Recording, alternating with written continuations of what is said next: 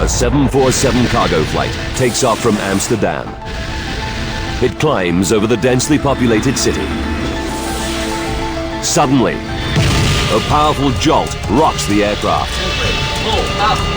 8 minutes later, the jumbo plows into a crowded apartment block.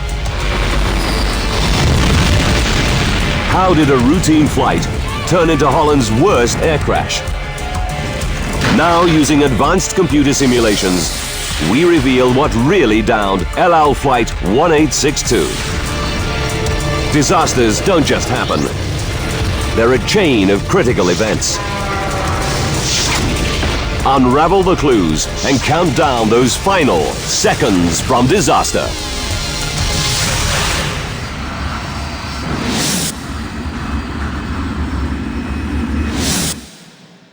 Europe. Holland. Amsterdam. 15 kilometers from the city center, Schiphol, one of the world's busiest airports.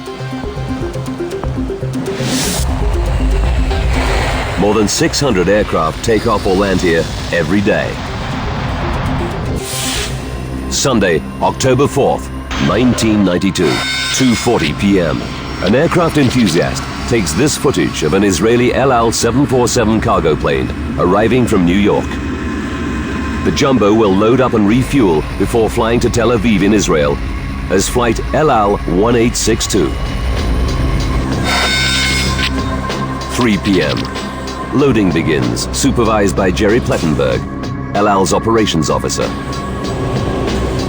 Today's cargo includes consumer products, but some boxes are labeled dangerous goods. Jerry has a good idea what's inside. On El Al cargo flights, he's seen a huge range of military hardware. Apache helicopters, radar equipment, aircraft wings, missiles, jet engines for F-16 and F-15s. All these weapons supply the Israeli military, which is locked in a 45-year-old conflict with Palestinian militants. The ongoing crisis makes El Al a top target for Arab terrorists. 7 years ago, gunmen opened fire on El Al check-in queues in Rome and Vienna, killing 19 people. The airline stays on permanent alert for more attacks. Armed security guards keep a close watch on all its planes and personnel. And before loading, all freight passes through a pressure chamber to detonate any bombs planted by terrorists. 5:20 p.m. Flight 1862 has passed security checks. Now the crew arrive for their pre-flight inspection. The 747 is 13 years old, but it still has at least 5 years of useful service before retirement. 59-year-old Captain Yitzhak Fuchs is in command. Like many El Al pilots, Fuchs is a combat-hardened veteran of the Israeli Air Force.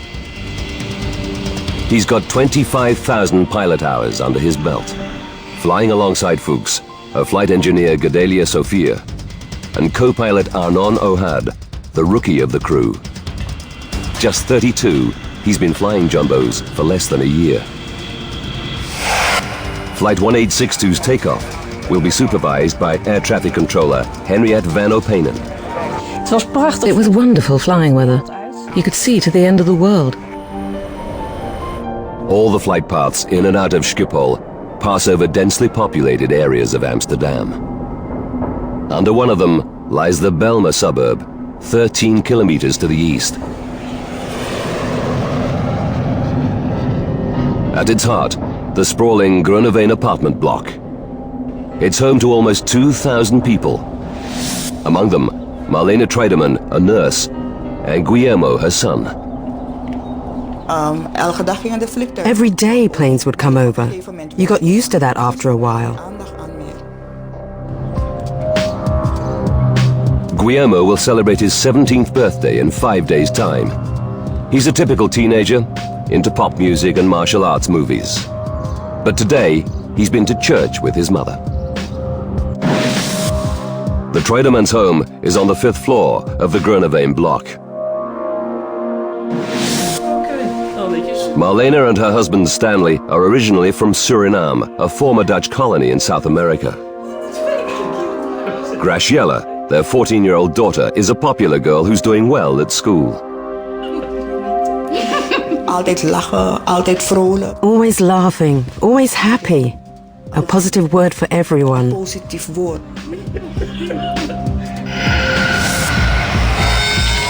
6 p.m. On runway 1 at Schiphol, Captain Fuchs powers up the 747's 4 Pratt & Whitney engines. LL-1862, ready for taxi. He hands over to his young co-pilot, Arnon Ohad, to give him more flying experience on the 747. 6 minutes after takeoff, LL-1862 heads east over Amsterdam suburbs. Good evening, we are now passing 4300. 6:27 p.m. and 30 seconds.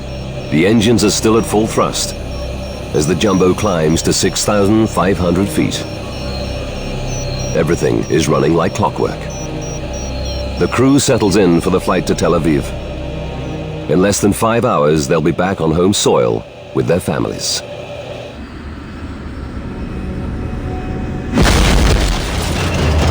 Suddenly, a terrifying jolt rocks the plane. It starts to lose altitude and rolls violently to the right.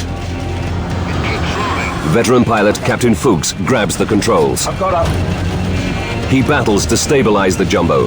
If he fails, the aircraft will spiral out of control. LL-1862, Mayday, Mayday, we have an emergency. After 30 seconds, Captain Fuchs manages to wrestle the jumbo back to steady flight. Check hydraulic pressure. Flight engineer Sophia desperately scans his control panels to try to find out what's wrong. Seconds later, another crisis. The instruments reveal that both engines on the right wing are out of action. It's a pilot's nightmare. Captain Fuchs must get back to Schiphol for an emergency landing. Fast. Runway 27. He tells co-pilot Ohad he needs the airport's longest runway. We request 27 for landing. Air traffic control clears the jumbo for the journey back to Schiphol. In that case, heading 360. 360 the heading. Roger. The return route to runway 27 will take the jumbo over the Belma suburb where the Treidemann family lives. They and thousands of others in the crippled jet's flight path are completely unaware of the drama unfolding above them.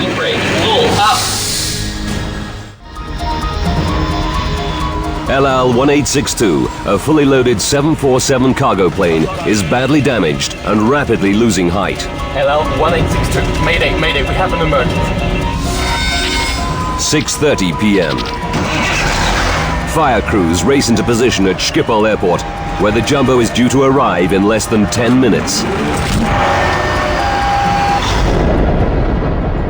The 747 must make a descending turn over Amsterdam to reach the correct altitude and line up for runway 27. Its final approach will take it over the Groeneveen apartment complex, where the Treidemann family lives. Marlena and Stanley decide to visit a friend nearby. They tell their children, Guillermo and Graciela, they'll be back soon.